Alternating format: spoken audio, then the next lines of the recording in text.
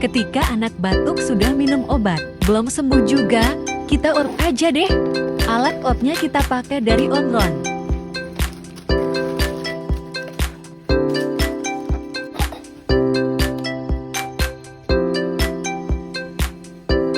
Siapin dulu peralatannya.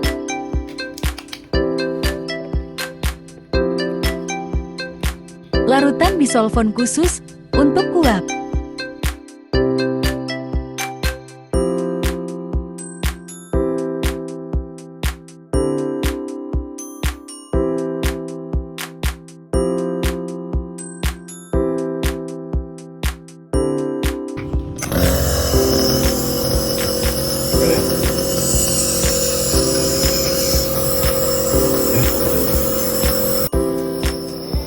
Hasilnya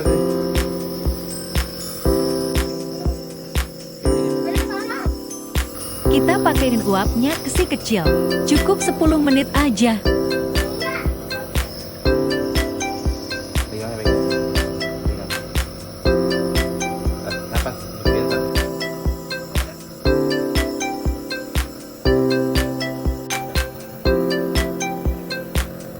Proses uapnya sudah selesai. Semoga lekas sembuh.